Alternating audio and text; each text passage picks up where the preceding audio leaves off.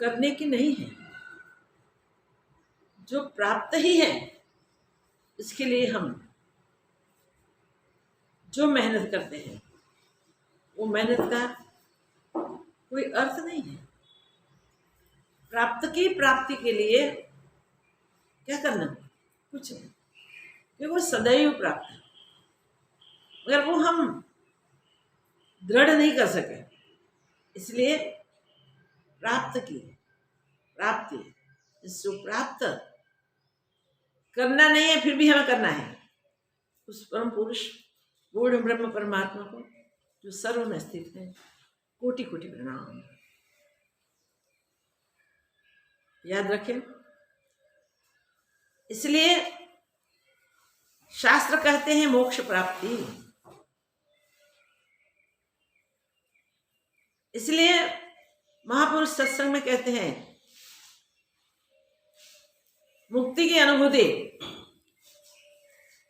इसलिए ज्ञान प्राप्त करने के बाद भी ज्ञानी महापुरुष हम सबको प्रोत्साहित करते हैं उस परम को पहचानने के लिए, जानने के लिए, जो भिन्न नहीं है, फिर भी हम जिसको भिन्न मान के बैठ गए हैं, उस अभिन्न आत्मस्वरूप को निश्चय से जाने और निश्चय करके फिर दृढ़ हो जाए। तो फिर क्या होता है, अष्टावक्र गीता के हम जो श्लोक 8वें प्रकरण के देख रहे हैं, उसमें हमने 2 श्लोक देखे। दोनों में बंधन कैसे होता है और बंधन से मुक्त कैसे हो सकते हैं, उसके लिए ही हमारा मार्गदर्शन किया गया है।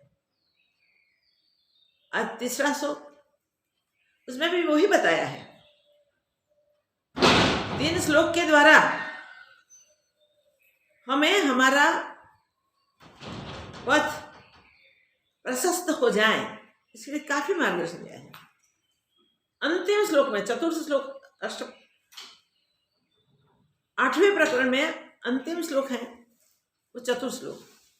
इतने 4-4 श्लोक के छोटे छोटे प्रकरण में स्वर्ग की पूर्ण अनुभूति हो जाए, ऐसा गाइडेंस है।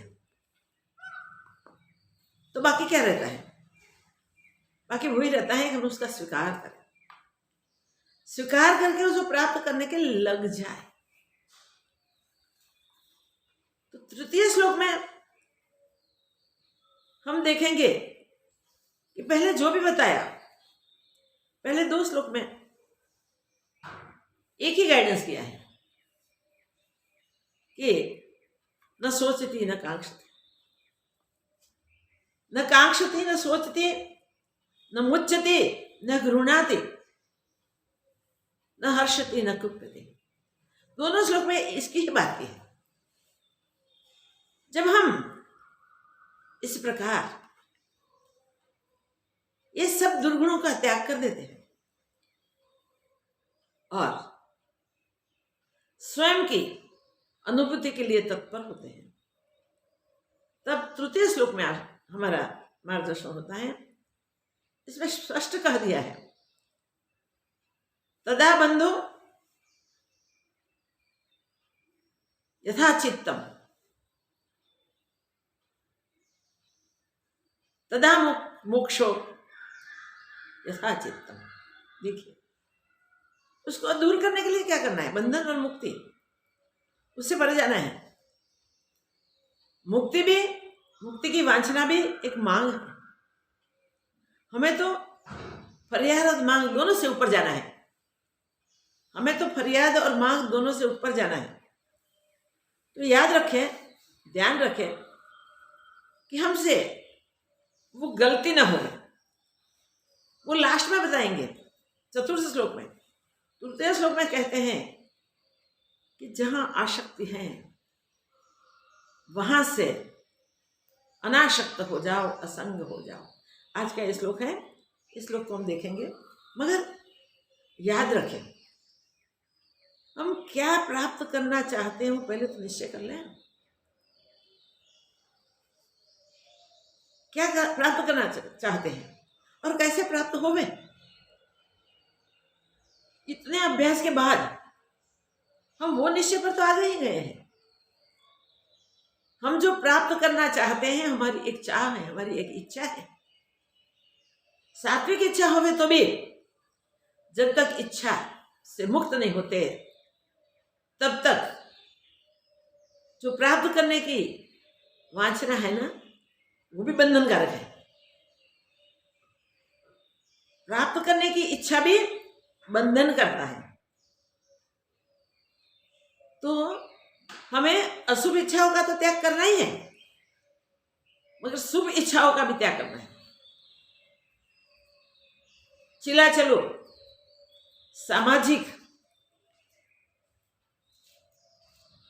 जो करने योग्य बताए जाते हैं वो कर्म शास्त्र विहित कर्मों के लिए जो आज्ञा करते हैं वो विहित कर्म, ये सब सात्विक है। फिर भी वो करने की भी इच्छा न उठे। वो कब न उठे? जब इच्छा मात्र का नाश हो जाता। तो इस प्रकरण के द्वारा अष्टावक्र जी महाराज हमें अपने स्वरूप में स्थिरता कराने के लिए मार्गदर्शन करते हैं। अद्भुत मार्गदर्शन है। अनासक्त हो जाए। आज तक की संसक्ता, आज तक का संगदोष जो हमारे भीतर है उसको छोड़ दें। संगदोष से ही संसार रोग लागू हुआ है। भवरोग संगदोष से ही लगा है। और असंग हो जाए, अनासक्त हो जाए तो फिर दोषों की निवृत्ति। और दोषों की निवृत्ति में अभी अशुभ इच्छाओं तो पहले छोड़ दी है, मगर अब शुभ इच्छाओं की भी मुक्ति, उसे भी छोड़ देना है। जब इस श्लोक को हम समझेंगे बराबर तब पता चलेगा कि हम क्या कर रहे हैं और हमें करना क्या चाहिए। जितने भी गीता हैं, बहुत सारे गीता हैं, हमने आई थिंक 4-5 गीता तो चला ली है। इस सब गीता का सार यही है।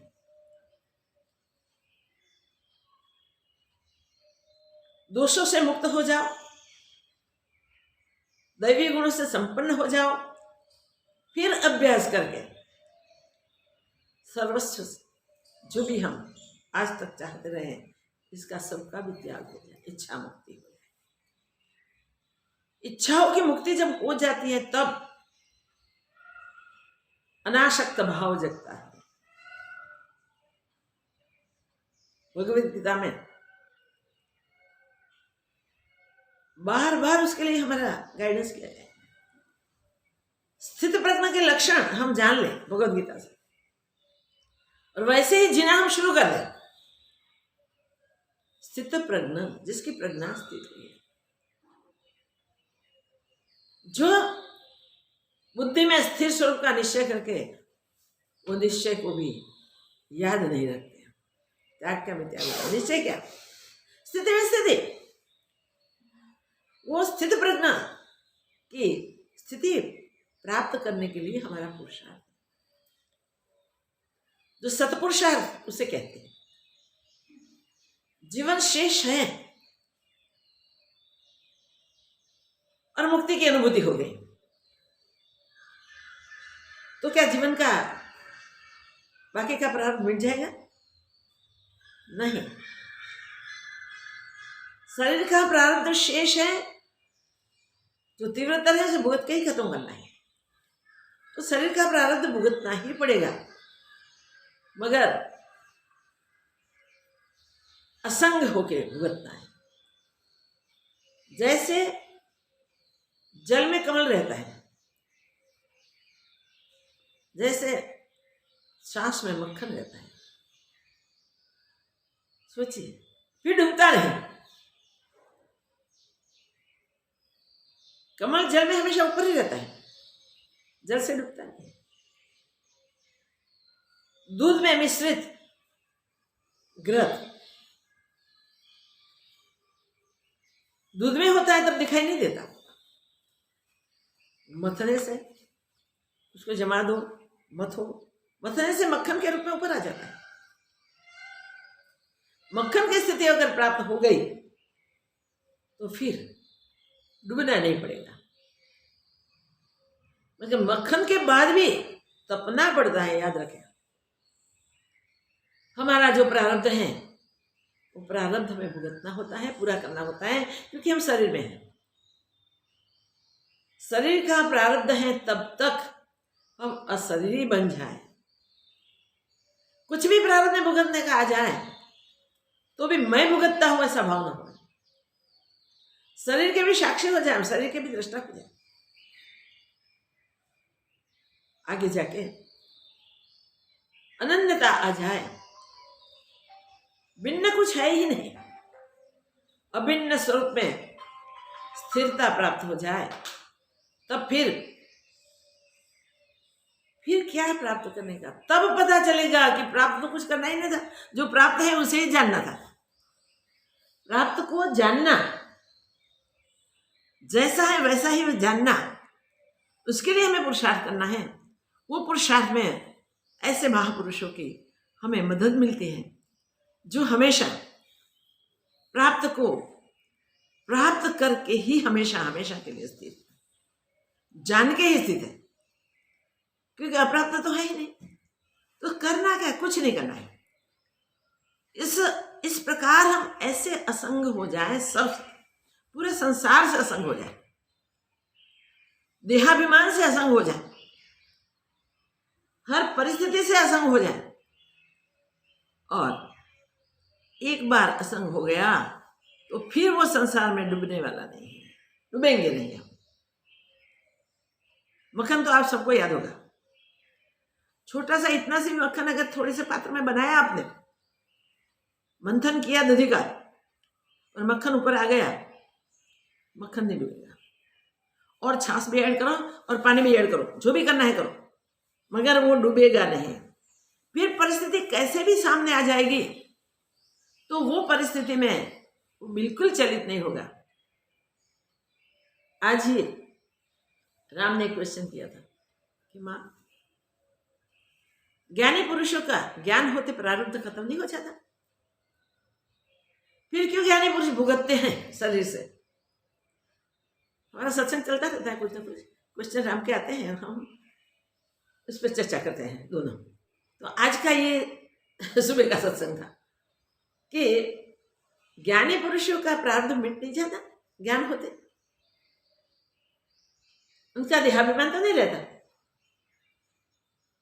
तो मैं देह हूं ऐसा भाव न रहा तो देह की पीड़ा क्यों भुगतते हैं?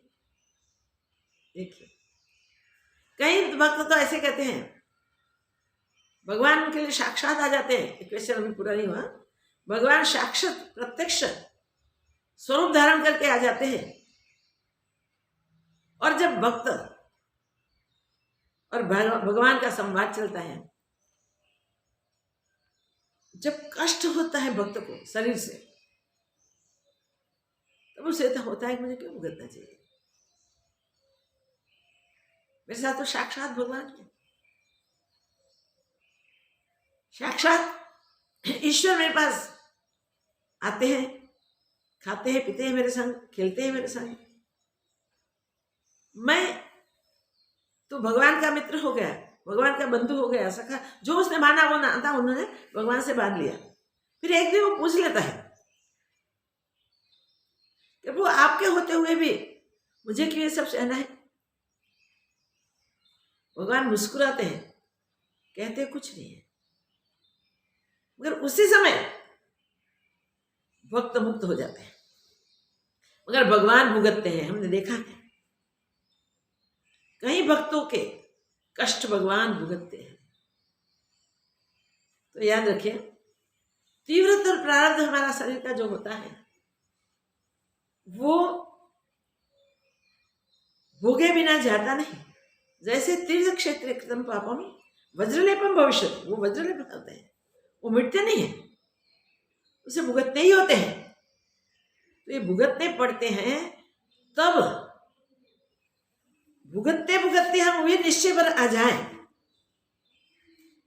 हम सबसे अनासक्त हो जाए, असंग हो जाए, तो शरीर में हूं ऐसा निश्चय नहीं हुआ, ऐसा रहा ही नहीं मैं शरीर हूं। अपने आप को अशरीर जानता है, तो शरीर भुगतता है तब भी वो नहीं भुगतता है जो शरीर में वो स्वयं रहता है। कहां तक असंग होना है, कैसे अनासक्त होना है, कहीं भी आसक्ति ना होवे, कोई विषय में रुचि ना होवे, राग ना होवे, प्रीति ना होवे, मोह ना होवे, तो बंधन कैसे होगा? नहीं होगा। मगर पहले किए हैं राग के साथ कर्म, प्रीति के साथ जुड़े हैं हम, मोह से बंधे हैं हम, तो हमने जो भी किया है उसका जो कर्म है उससे वो तो फल दिए बिना नहीं रुकता, उसका फल तो होता ही है। और हमने कर्तापन से किए तो हमारे अकाउंट में फल आएंगे। तो जैसा भी फल है वो हमें ही भुगतना है। हम शरीर से अपने आप को हम मानते हैं, इसलिए ये कहना है। जब ज्ञान हो जाता है तब हम अपने को शरीर मानते ही नहीं, शरीर भुगतता है। कई मुमुक्षु, कई साधक अभ्यास की दृढ़ता के लिए भूल न जाए इसलिए वो कहते इस शरीर से ये हुआ, इस शरीर से ये हुआ, इस शरीर से ये हुआ, इस शरीर से ये हुआ। मैंने किया ऐसा नहीं कहते, उसको अभ्यास करना होता है इसलिए। मगर फिर एक गलती होती है, सर ने किया है मैंने कहाँ किया है, मैंने नहीं किया इसलिए मैं मुक्त हूं, ऐसे मानने वाले कैसे भी होवे, मगर ये देह अध्यास नहीं छूटा है तो वो जन्म मरण के चक्र में ही जाते हैं, चाहे कितना भी अभ्यास आत्मज्ञान का किया होगा। तो याद रखें कितना सावधान रहना है हमें, कहां तक सावधान रहना है। ये असंग रहने का, अनासक्त रहने का, संशक्ति छोड़ने का हमारा मार्गदर्शन श्लोक में हो रहा है। बाकी एक ही श्लोक रहते हैं, तो ये चारों श्लोक हम पहले देख लेते हैं जिसमें मुक्ति के लिए हमारा मार्गदर्शन किया गया है, मोक्ष के लिए हमारे दिशा क्लियर कर दिए हैं, हमारा पथदर्शन किया गया है। तो पहले ये 4 श्लोक पढ़ते हैं और फिर उसको बराबर सोचना। 2 में एक सखी बात की, एक ही शरीर की दोनों श्लोक में बात है, थोड़ा ही फर्क है। पीछे के 2 श्लोक में भी एक ही असंग रहने के लिए उपाय बताए हैं, तो 2 ही बात 4 श्लोक में बता दिए हैं, जिसमें हम उसको ग्रहण कर लें तो हम मोक्ष को प्राप्त कर सकते हैं। तदा बन्धाय दाचितं किंचित् वाञ्छति शोचति किंचिन्मुञ्चति गृह्णाति किंचित् हर्ष्यति कुप्यति तदा मुक्तिर्यदा चित्तम् न वाञ्छति न शोचति न मुञ्चति न गृह्णाति न हर्ष्यति न कुप्यति तदा बन्धो यदा चित्तम् सक्तं कास्वपि दृष्टिषु तदा मोक्षो यदा चित्तम् असक्तं सर्वदृष्टिषु यदा नाहं तदा मोक्षो यदाहं बन्धनं तदा मत्वेति हेलया किंचिन् मा गृहाण विमुञ्च मा गृहाण विमुञ्च मा। देखो चारों श्लोक का सार एक ही है। बंधन कैसे होता है, मुक्ति कैसे होती है, और उसके लिए एक ही साधन है। तो मुक्ति और बंधन का निर्णय कौन करेगा, किसके द्वारा इसकी अनुभूति होती है, वो पहले सोच लेना चाहिए। यहां 4 श्लोक में यही बात बताई है कि चित्त से बंधन होता है और चित्त से ही मोक्ष होता है। कितना आसान कर दिया, और कुछ साधन की जरूरत ही नहीं। चित्त साधन का हम उपयोग करें। आज तक भवाट में भटकते भटकते भटकते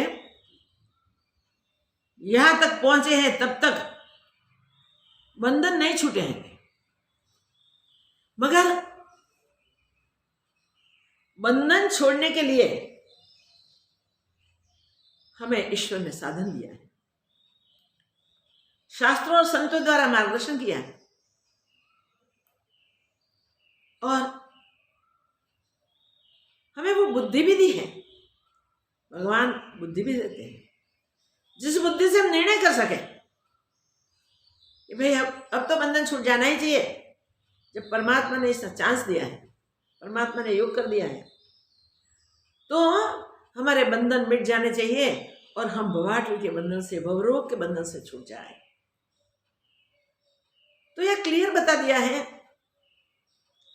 कि भवरोग की औषधि क्या है। जैसे देह रोग होवे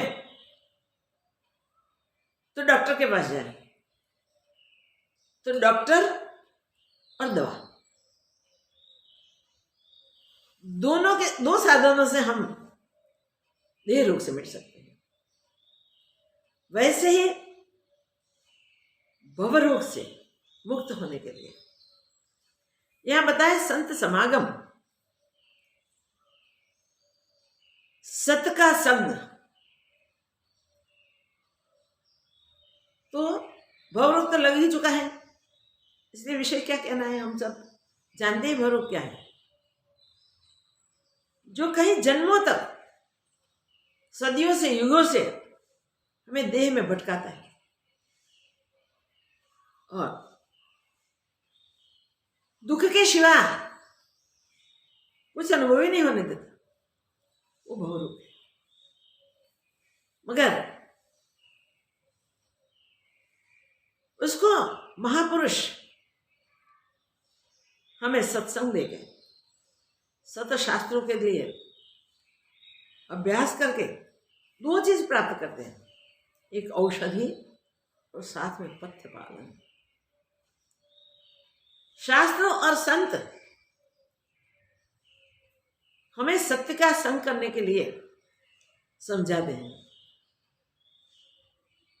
डॉक्टर वही कहते हैं, भाई हम तो रोग का निदान करेंगे, रोग की औषधि लिख देते हैं, अगर औषध का सेवन तो आपको ही करना पड़ेगा ना, साथ में पथ्य पालन भी करना पड़ेगा। इसी प्रकार संत और शास्त्र, हमने एक बार भवरोग का निदान कर लिया, पा लिया, वो संत समागम से, अपने प्रबल मोक्ष इच्छा से जान लिया कि हम भवरोग से पीड़ित हैं। अब गुरुजनों के मार्गदर्शन से सत्संग रूपी औषध का सेवन करते करते संत समागम का पथ्य पालन करें।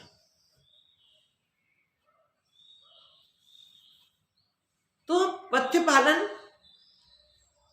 औषध और पथ्य पालन और औषध का सेवन का हम जब निश्चय करते हैं और उसी के अनुसार चलते हैं, तब हमारा रोग मिट जाता है। जैसे देह रोग मिटता है वैसे भवरोग भी मिटता है। तो भवरोग लागू तो हो गया है, मीन्स हम बंधन में हैं। वो भवाटवी का बंधन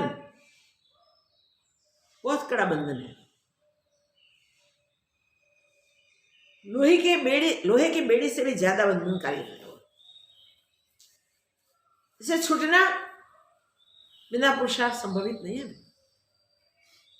इसे छोड़ने के लिए हमें बंधन से मुक्त होना आवश्यक है।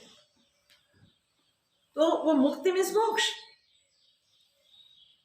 भवरोग के बंधन से मुक्ति मीन्स मोक्ष।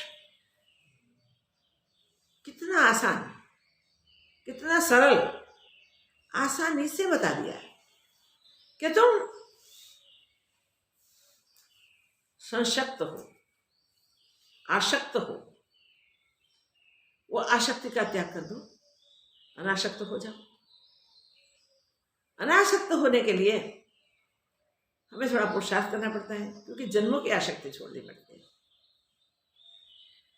दूध में मिश्रित घृत को निकालने के लिए वो दूध को जमाना, मथना,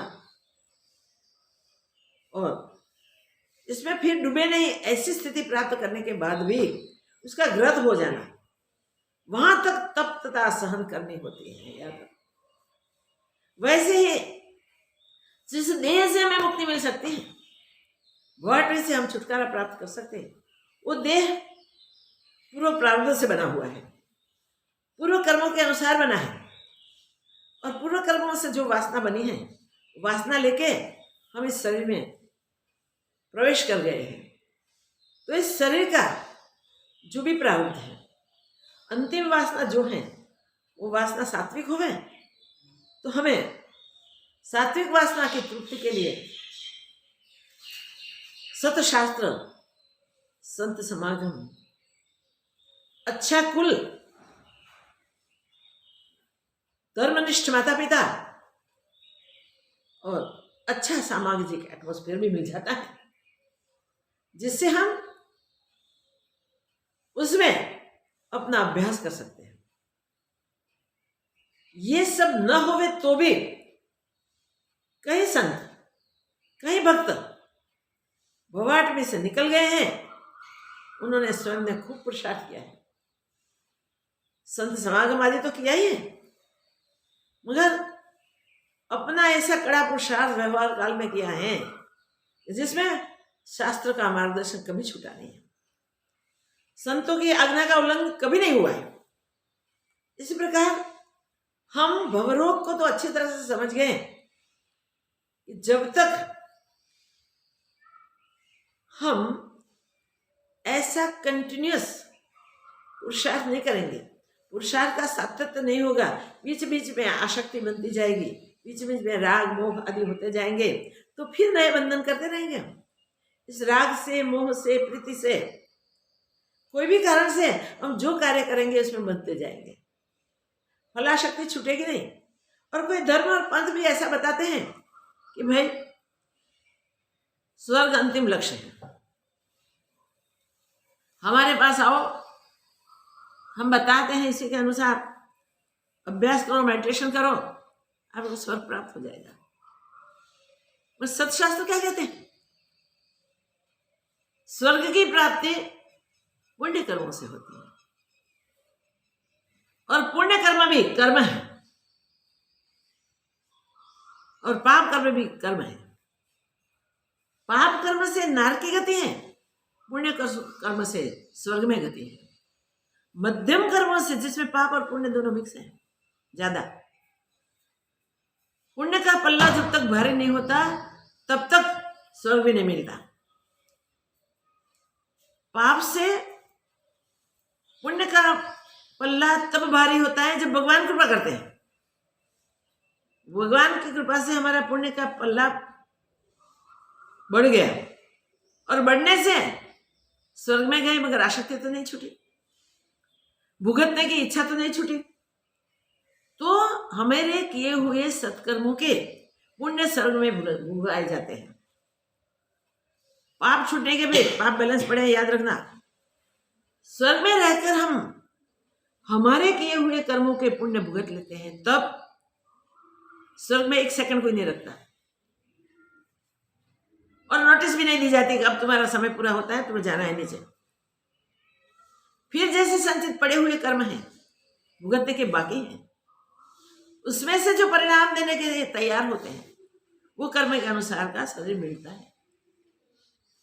तो हो सके कि वो शरीर कोई भी हो, चाहे कीट पतंग आदि तिर्यक योनि के भी मिल जाए, चाहे वनस्पति योनि का मिल जाए, चाहे चर अचर कोई भी मिल जाए, तो उसमें फिर भटकना, फिर बंधना, फिर जब ईश्वर कृपा युक्त मनुष्य जन्म मिलता है तब फिर हमारा मार्गदर्शन वो भी भगवत कृपा से ही होता है कि हम कहाँ चले, क्या करें, कैसा करना चाहिए। उसमें भी रिस्क तो बहुत है भाई। जन्म का जो दुख है वो दुख सहना पड़ता है। फिर बचपन आता है, बचपन की मूढ़ता, इसमें बहुत हम भी दुखी होते हैं, दूसरों को भी दुखी करते हैं। कभी हम सुखी होते हैं, सबको भी, औरों को भी सुखी करते हैं।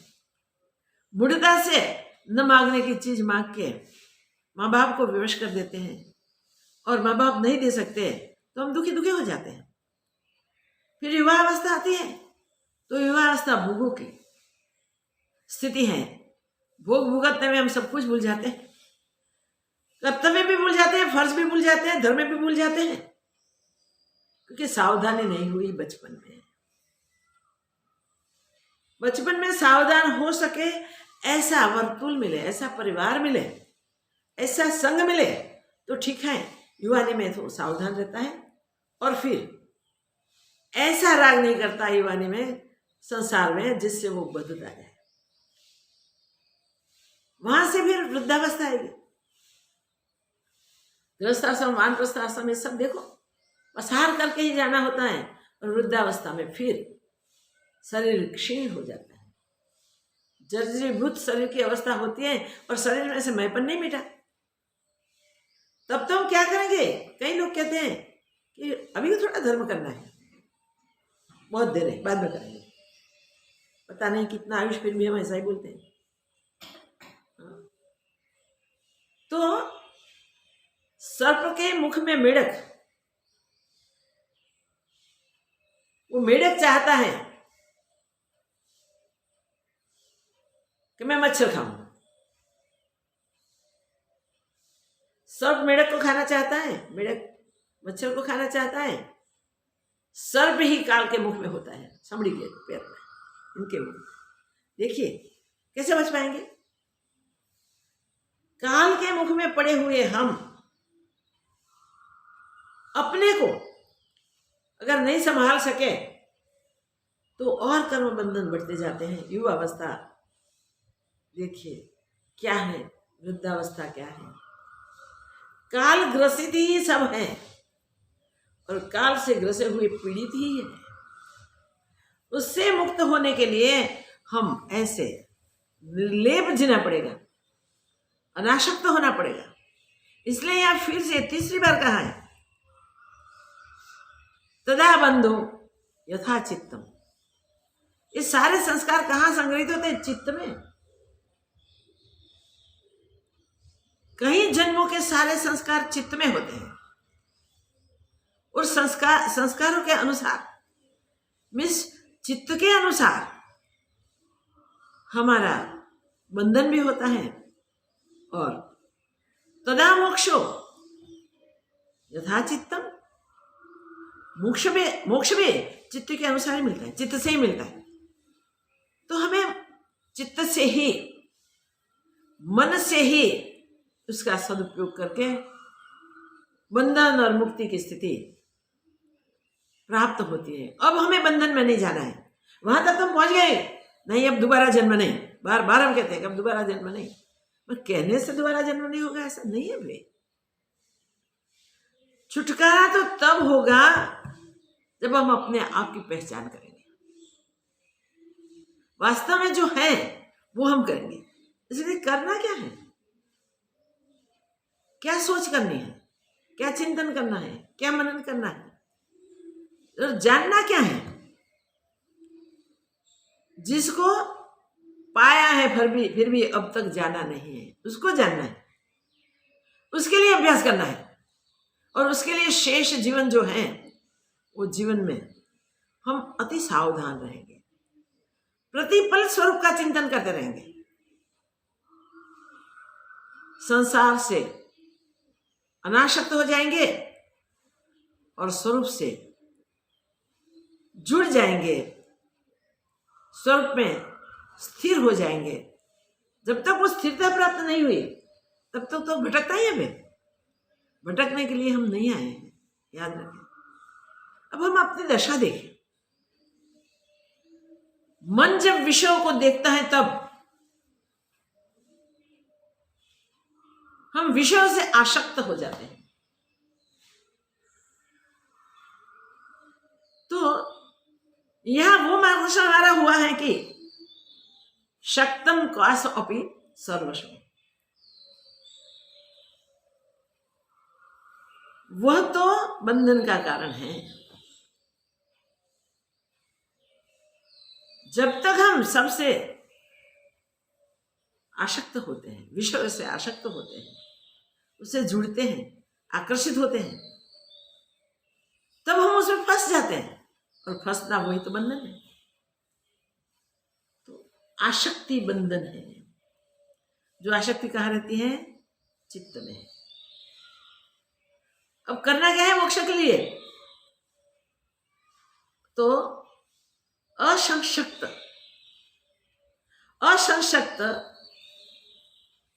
अथवा तो अशक्तम सर्वदृष्टि, सर्वत्र चलती हुई जाती हुई दृष्टि, इससे हम अशक्त हो जाए, असंशक्त हो जाए, अनासक्त हो जाए।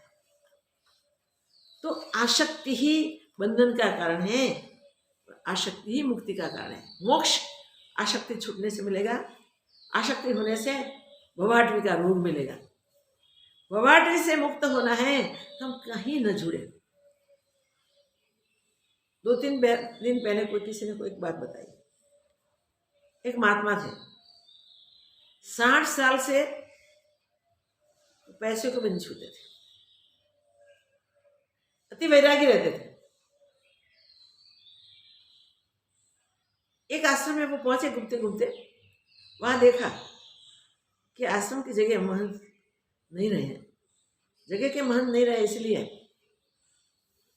ये तो बड़ी संपत्ति है, बड़ा आश्रम है, मैं तो पैसे को नहीं छूता, मगर अगर ये स्थान मेरे भाई को मिले तो।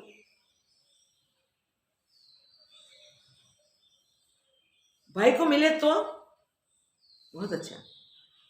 अपने साथ 2-3 शिष्य भी थे, 2-3 शिष्यों के साथ चर्चा की, बीच वाले की मुक्ति कर दे तो। मुक्ति करवा सकते हैं हम, हमारा इतना सालों का तप है। 60 साल से हमने कभी भी हमारे लिए कोई इच्छा ही नहीं की, और आज भी हमारे लिए हमें कोई इच्छा नहीं, मगर होता है कि भाई को मिले। देखो कहाँ आसक्त हो गया। 60 साल से घर बार छोड़ के न पैसे को छूता है, न अन्य कोई चीज को छूता है। जब जो मिले उससे निर्वाह कर लेता है। कैसी भी परिस्थिति में वो कष्ट सह लेता है, फिर भी चित्त जुड़ा है परिवार से। आसक्ति से उसे हुआ कि मैंने इतना तप किया है, मैं मुक्ति दिला सकता हूं, बेचारा छूट जाएगा। और मुक्ति दिलाने के लिए उन्हें ऐसा कर्म किया जो कर्म ने बंधन कर दिया, जेल में भेज दिया। कर्म अपनी मान्यता के अनुसार धर्म का अर्थ करने से नहीं छूटता, याद रखें। अपनी मान्यता के अनुसार हम धर्म का अर्थ करें और ऐसा व्यवहार करें, तो ऐसा नियति में नहीं है भाई। नियति में निश्चित है कि जैसा करोगे वैसा ही पाओगे। इसलिए ज्ञानी कभी ऐसा नहीं कहेंगे कि मैं मुक्त करूंगा, मैं ये कर दूंगा, मैं ये करूंगा। मैंपन तो रहा ही नहीं वहां, फिर करने की बात कहाँ है? तो हम सावधान रहे कि व्यवहार में हम कोई गलती न करें, व्यवहार में भी असंग हो जाए, पूरे संसार से असंग होना है। अपना आया कहाँ से? इतने सालों के बाद, सब कुछ छोड़ने के बाद अपनापन आया कहाँ से? भीतर राग पड़ा है, भीतर मोह पड़ा है, भीतर मानी हुई प्रीति पड़ी है, वो हमें इस प्रकार के कृत्य करवाते हैं। इसलिए प्रत्येक कर्म में वो शास्त्र सम्मत है या नहीं, वो सोच लेना चाहिए। महापुरुषों के संग में जाके प्रश्न पूछ के उसका समाधान कर लेना चाहिए। वृत्तियां तो विषयाकार होती ही रहती हैं। विषयाकार होती हुई वृत्ति विषयों की ओर धावती है। परिणाम ये होता है कि विषय में हम ओतप्रोत हो जाते हैं, तो वो बंधन है। वृत्तियां जो विषय में जाने के वाली हैं, उनका स्वभाव है, उसको शास्त्रों के आधार से, संत समागम से हम मोड़ लें और उसके पास सत्य का चिंतन करना, तो मोक्ष आपकी मुट्ठी में है। सत्य के अनुसार जीना, सत्य के अनुसार सोचना, सत्य के अनुसार ही करना सब कुछ, तो सत्य एक आत्मा है। आत्मा सर्वभूतेषु, सब में उसे देखना, सब में सबके साथ आत्मभाव से व्यवहार करना, ये हमें करना पड़ेगा। अंतर में पड़ी हुई छिपी छिपी आसक्ति भी कभी कभी उठ जाती है, तो हम इससे सावधान हो जाए। सबका अपना अपना प्रारब्ध होता है, उस प्रारब्ध को पलटने का तो मेरे पास कोई सामर्थ्य नहीं है। मगर कर्म करके बंध जाओगे, ये तो निर्विवाद बात है। तो हम ऐसे कोई कर्म नहीं करेंगे जिससे बार बार बंधन लेंगे। इसके लिए क्या करना है? तीसरा श्लोक इस प्रकरण का वो हमें सिखाता है कि संशक्त रहोगे, आसक्त रहोगे, तब तक तुम बंधन से नहीं छूट पाओगे। जब अनासक्त हो जाओगे, जब असंग हो जाओगे, निर्विकार और निर्विचार हो जाओगे, तब तुम मुक्त ही हो। यह मोक्ष है। मोक्ष कहीं दूर नहीं है, दुर्गाव नहीं है। मोक्ष पाने के लिए हम कहीं कहीं भ्रमणाएं करते हैं। ऐसा होता है कि जो संत महात्मा है उससे ही मोक्ष मिलता है। अब संत महात्माओं की हम व्याख्या करते हैं। कई सालों से हिमालय में रहते हैं, पहाड़ों में रहते हैं, गिरकंदराओं में रहते हैं, वहां तप करते हैं, कोई फलाहार करते हैं। फलाहार करने से भगवान मिल जाएगा, फलाहार करने से ज्ञान हो जाएगा। कोई तप करते हैं, पंचाग्नि के तपते हैं, पंचाग्नि का ताप सह लेते हैं। किसी ने पंचाग्नि तपने वाले को ज्ञान प्राप्त हुआ सुना है? सिर्फ फलाहारी रहने से उसे मोक्ष मिल गया देखा है? अरे भाई, शरीर को आसन सिद्धि प्राप्त करके बिठा दो, घंटों तक बिठाओ, दिनों तक बिठाओ, मास वर्ष अगणित वहां तक बिठा दो आसन सिद्धि से, मगर चित्त स्थिर नहीं हुआ तो आसक्ति नहीं मिटेगी। बैठा जाके गंगोत्री में ऊपर, जहां बर्फ की शिवार कुछ नहीं है, वहां तक चला जाए, गंगोत्री से ऊपर, वहां जाके समझ ले कि अब मुझे मोक्ष मिल ही गया, मुझे यही रहना है। कोई कहते हैं काशी में मरण, वहां मुक्ति मिल जाएगी। कोई कहते हैं कि गंगा जल पीने से हमारा अंतर का सब शुद्ध हो जाएगा, काया की शुद्धि हो जाएगी, कोठे की शुद्धि हो जाएगी, ऐसे ऐसे शब्द प्रयोग होते हैं। तो गंगा जल ही पीते हैं। कैसे गंगा जल पीते हैं? कहीं भी जाए वो दुनिया भर में, गंगा जल पहुंचाना ही पड़ता है शिष्य को। कैसे मुक्ति मिलेगी? गंगा जल में ही आसक्ति है। पहुंचाने वाले पहुंचा देंगे, मगर हमारी आसक्ति कहां से छूटी? नहीं छूटी। फलाहार करके मुक्ति पाएंगे। जहां बैठे हो वहां भोले लोग हाथ जोड़ के फल दे जाते हैं। और हम मस्ती से फल पाते हैं, न दाम करते हैं, न लेने के लिए पुरुषार्थ करते, कुछ भी नहीं करते, क्या बंधन नहीं होगा? फल की आसक्ति है, वो भी बंधन करेगी। कोई कहता है मैं एक पैर खड़ा रह के तप करूंगा, तो तप में आसक्ति है, तप करता है, मगर चित्त वहां भी खड़े खड़े भी दुनिया भर में फरता रहता है, याद रखें। तो मुक्ति कहां से? बंधन छूटे कैसे? जब तक चित्त फिरता है तब तक बंधन बढ़ता जाता है। जैसा जैसा चित्त का गुमना होता है वहां वहां से कुछ न कुछ उठा लेता है और बदलता जाता है, याद रखें। बैठ जाओ गुफा में जाके, हम ध्यान करेंगे, ध्यानी कहलाएंगे, बड़े ध्यानी। अहंकार की पुष्टि हुई भाई, याद रखो। हम अभ्यास करेंगे बैठ के और कुछ नहीं करेंगे। अरे भाई करना तो कुछ नहीं है, वही बात है।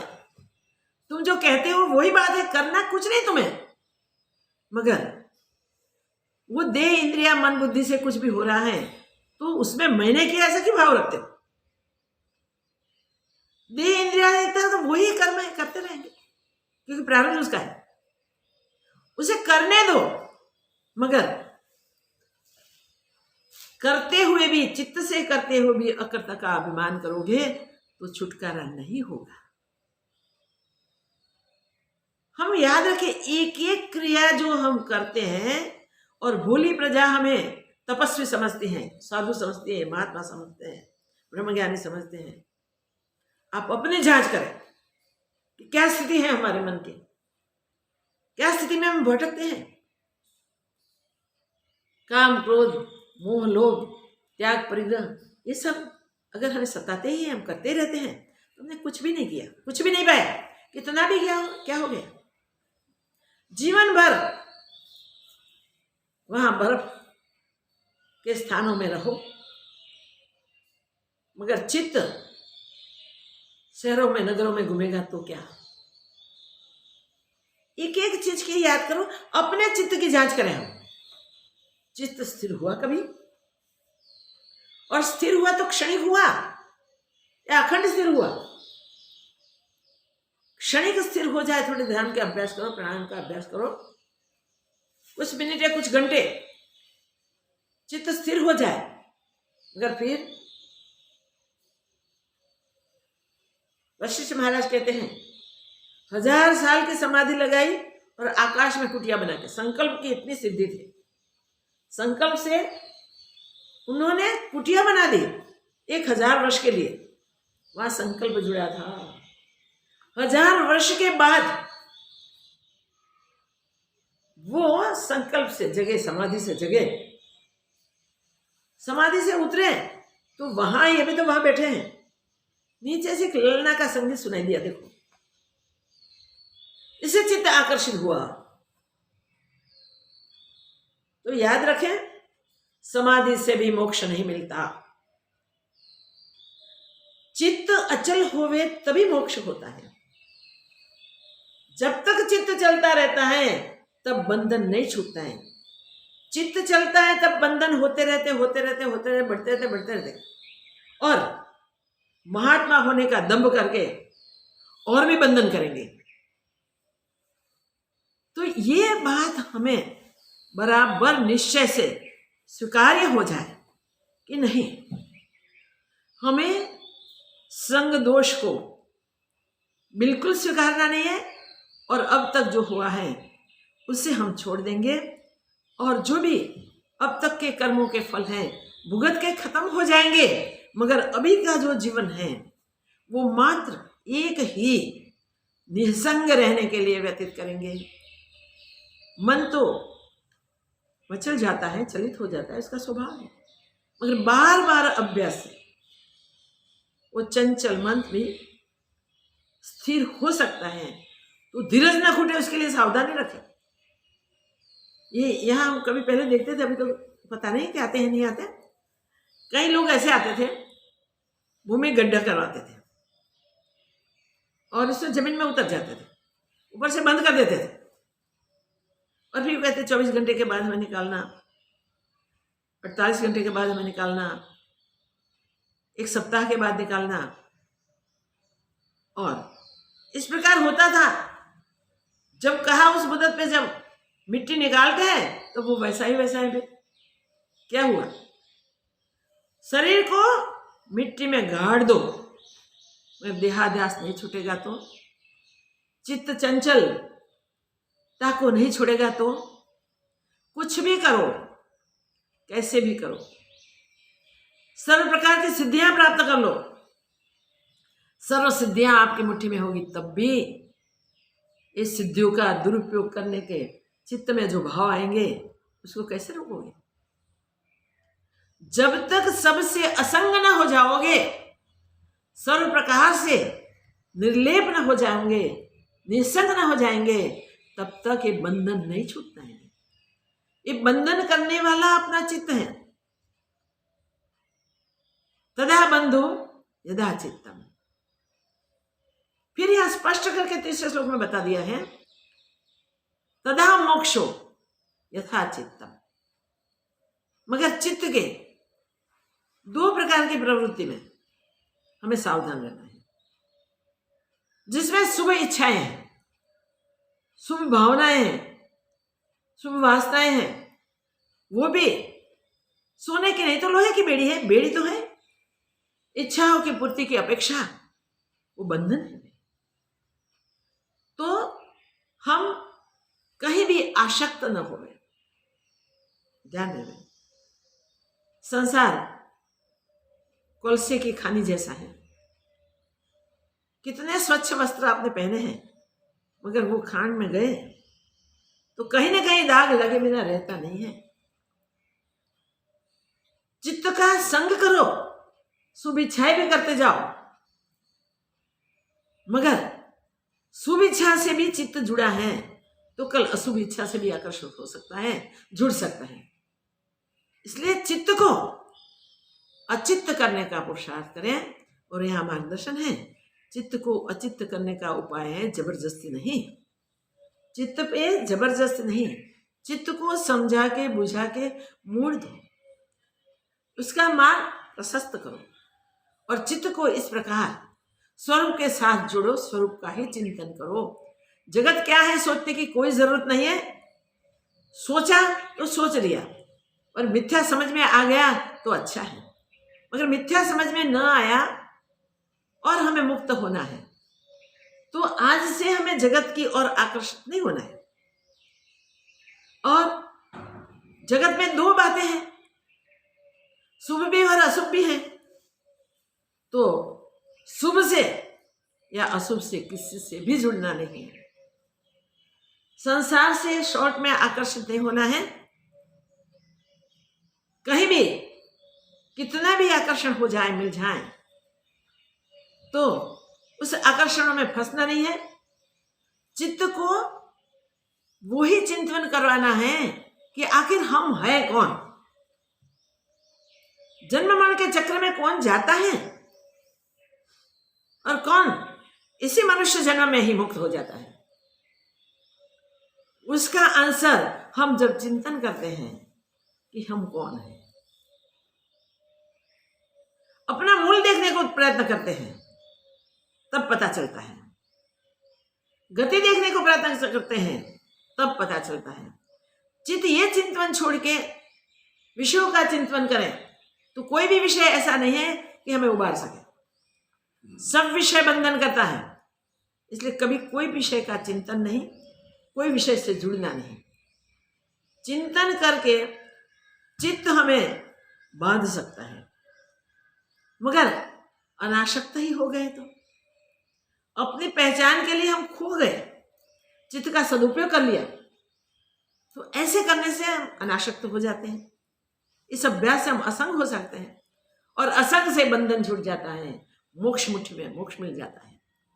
मोक्ष पाने के लिए चित्त से सावधान, चित्त से असंग होना, अनासक्त होना, असंग होना, निर्लेप होना, निर्विकार रहना, व्यवहार कालीन ये अभ्यास करने से स्वाभाविक स्वरूप का अभ्यास, स्वरूप का चिंतन करते करते स्वरूप में ही हम खो जाएंगे। पता नहीं चलेगा कहाँ गए। आकाश से गिरता हुआ बूंद बादल से गिरता है, मगर वो कहाँ गिरता है उस पर आधार है। मिट्टी में गिरेगा तो क्या क्या होगा, कहाँ उसका अस्तित्व रहेगा? नहीं। मगर सागर में गिरेगा तो सागर रूप हो जाएगा। तो हम ब्रह्म से भिन्न होने के बाद दिन दिन दिन दिन दिन जो प्रवृत्ति कर रहे हैं, वो प्रवृत्ति से आज तक हम मुक्त नहीं हुए। मीन्स हमारी प्रवृत्ति में कोई न कोई त्रुटि है, कोई क्षति है। अगर हमें मुक्त होना है तो हमें क्षति को दूर करनी है। इसके लिए फिर वही औषध मिलेगा, संत समागम, सत शास्त्रों का अभ्यास। संत समागम और सत शास्त्र जो सिद्धांत की बात करते हैं वो एक ही सिद्धांत होता है। इस सिद्धांत को हम पकड़ ले और इस सिद्धांत के अनुसार हम अभ्यास करें। अभ्यास करते करते ऐसी स्थिति एक दिन आ जाएगी कि जिसका अभ्यास करते थे वो तो दूर नहीं, हम हमसे दूर नहीं भाई, हम और कहीं से भी दूर नहीं, किसी से भी दूर नहीं, हम ही हैं। हमेरे में कोई परिवर्तन कभी हुआ ही नहीं है। तो वो अपना सत स्वरूप है, अपना नित्य स्वरूप है, अपना निजी स्वरूप है। उस निजी स्वरूप को पाने के लिए मनुष्य तन मिला है। तो हमें अभ्यास करना चाहिए। देखिए शॉर्टेस्ट वे में अष्टावक्र जी महाराज जनक जी महाराज के ज्ञान के सत्यता साबित कर रहे हैं।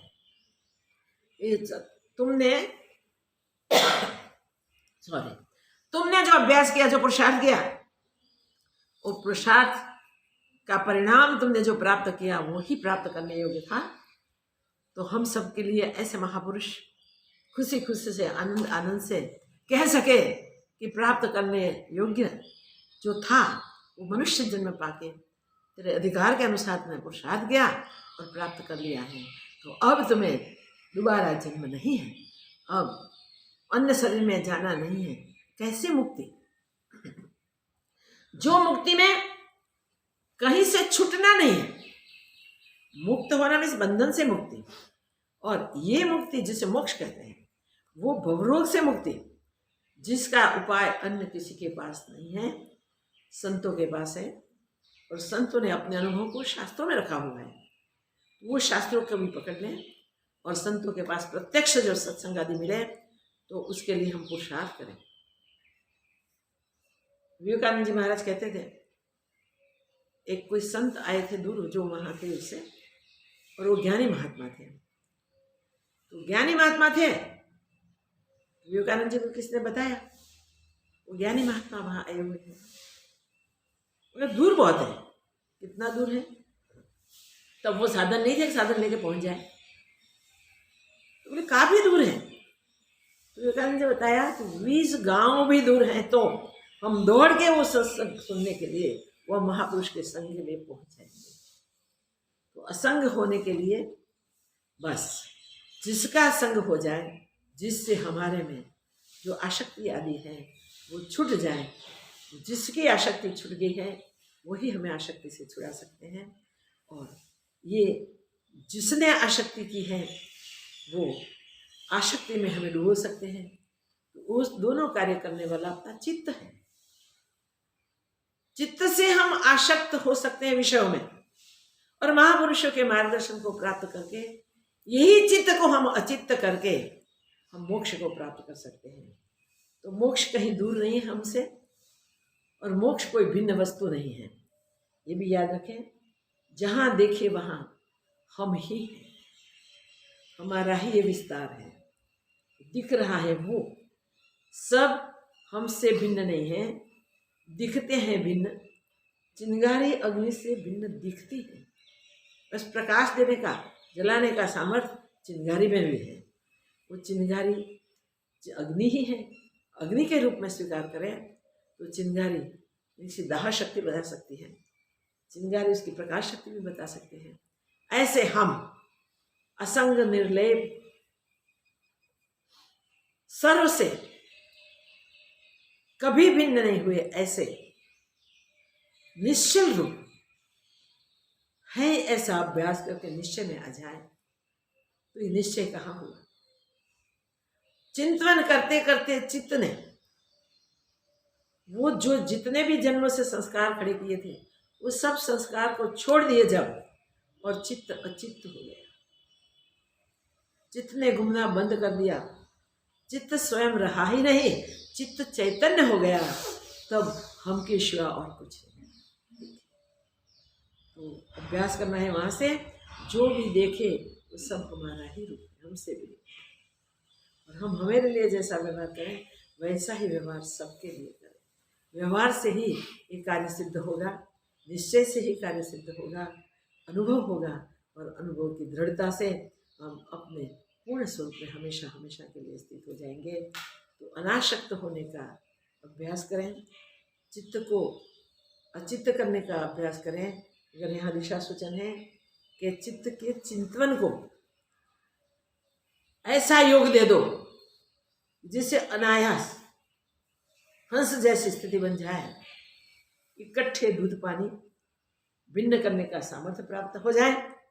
जैसे हंस दूध पानी इकट्ठे करते हैं और मुख रख देते हैं तो दूध पी लेता है, पानी छोड़ देता है। इसके पास ये विवेक शक्ति है, इसी प्रकार सामर्थ्य भगवान ने दिया है, वो दूध का दूध और पानी का पानी भिन्न कर सकता है। वो हंस मुक्ताफल ही खाता है और नहीं खाता, अपना आत्मा मुक्ताफल। वो मुक्ताफल हमारे अपने विषय अपना है और किसी का नहीं है। तो ये हमारा ही रूप है। तो इस मुक्ताफल स्वरूप आत्म स्वरूप में हम दृढ़ता करके निश्चय से हमेशा हमेशा के लिए स्थित हो जाए, जिसे कभी जगत के कितने भी आकर्षण हो गए वो आकर्षण हमें खींच न सके, आसक्त न कर सके। अनासक्त हो जाए हम, असंशक्त हो जाए हम, जिससे हम अपने आप की पहचान को प्राप्त कर लें। तो पहचान को प्राप्त करने के लिए हमें मनुष्य तन मिला है। यहाँ अष्टावक्र जी महाराज कहते हैं, बेटा तुमने जो कर लिया सही कर लिया है, जो तुमने पा लिया वो तुम्हें प्राप्त था वो ही पा लिया है। मैंने कुछ नहीं किया, तुमने पुरुषार्थ से पा लिया है। और इसकी प्रशंसा करते करते जगत के जीवों को, अन्य जीवों को समझाने के लिए बताते हैं। इस अनुभव गाथा में जो आया वो है कि वो ज्ञानी महापुरुष जिसको ज्ञान हुआ है वो असशक्त हो गया है, अनासक्त हो गया है। और अनासक्त होने के लिए उसको ग्रहण त्याग भी नहीं रहता, उसको इच्छा भी नहीं करनी होती, उसको सोचने भी नहीं होती, उसको कुछ त्यागना भी नहीं, ग्रहण भी नहीं, न हर्षित होना है न कुपित होना है। ऐसे निर्लेप होते होते धीरे धीरे अभ्यास करते करते हमारा स्टेज आगे बढ़ता है। और आगे बढ़ते बढ़ते हम अब वहाँ तक पहुँचे हैं जैसे दूध में मक्खन डूबता नहीं, जैसे हम भवरोग में डूबेंगे नहीं, मगर अभी हाथ में मुक्ति का, मोक्ष का संजोग मिल गया है। तो जीवन है तब तक जीवन मुक्ति की मौज ले लें और प्रारब्ध को खत्म करके फिर आना न रहे। संचित परमात्मा को प्राप्त करने से, ज्ञान को प्राप्त करने से कहते हैं कि कर्म मिट जाते हैं, भुगतने नहीं पड़ते। हाँ जरूर, संचित जिसका प्रारब्ध नहीं बना वो नहीं भुगतने पड़ते, मगर जो प्रारब्ध बन चुका है वो भुगत के खत्म होना है। तो याद रखें कि हम कोई भी योग कर्म का सामने आ जाए तब कभी भी रंचक मात्र भी दुखी नहीं होंगे और सुखी भी नहीं होंगे। जल कमलवत दूध में रहते, छाछ में रहते, मक्खन की तरह रहेंगे, सब में ओत प्रोत और निर्लय। दूध में मक्खन ओत प्रोत है, मगर ये दूध में वो मक्खन के रूप में घृत है। वो घृत या मक्खन दूध से भिन्न नहीं है। जब पुरुषार्थ करके उसको निकाला जाता है तब मक्खन के रूप में हमेशा ऊपर ही रहते हैं। और मक्खन को भी तपना पड़ता है, याद रखो, मक्खन को भी तपना पड़ता है तब वो घृत हो सकता है। तो प्रारब्ध वेग में कुछ है, ज्ञान पाने के बाद भी वो प्रारब्ध को भुगत के खत्म करना है और निर्लेप रहना है, अनासक्त रहना है। जो अनासक्त रहता है, निर्लेप रहता है, वो अपने आप में मौज लेता है। ब्रह्मानंद जी महाराज के कल कोई कहता था कि किसी ने प्रश्न पूछा, हम तो देखने का चांस नहीं मिलता मगर सुनने को मिल जाता है कहीं कहीं से। तो किसी ने पूछा कि स्वामी जी, ज्ञानी तो कष्ट नहीं भोगते, ज्ञानी के कष्ट तो ज्ञान होने से मिट जाते हैं, आपने तो पा लिया है सब कुछ, तो आप भी इतना भुगतते हैं। एक साइड से डायलिसिस होता था, वो ब्लॉक हो गया, दूसरी साइड से हो रहा है। और अब इतना कष्ट होते हुए, डायलिसिस वाले तो बहुत कष्ट होता है, ऐसा कहते हैं, इतना कष्ट होते हुए भी आप ऐसे आनंदित कैसे रहते हैं और आपको क्यों भुगतना पड़ते हैं? बोले प्रारब्ध तो ज्ञानी को भी भुगतना है, वैसे निर्लेप लेना ज्ञानी सीख जाते हैं, इसलिए कष्ट उसको कष्ट नहीं दे सकता। देखिए, कर्म भुगत के खत्म करने होते हैं, कर्म में वो लेपित नहीं होते, असंग रहते हैं। ऐसे सुखों में भी वो असंग रहते हैं, सुखों से भी वो लेपित नहीं होते हैं। तो इस स्थिति इस जन्म में प्राप्त कर लें, ऐसा पुरुषार्थ सब करें और ऐसी कृपा परमात्मा की बन जाए जिससे फिर किसी का दूसरा शरीर न बने, वही उसी चरणों में प्रार्थना। जय हो, मंगल हो। ओम पूर्णमदः पूर्णमिदं पूर्णात् पूर्णमुदच्यते पूर्णस्य पूर्णमादाय पूर्णमेवावशिष्यते। ओम शांति शांति शांति। श्री सद्गुरुदेव की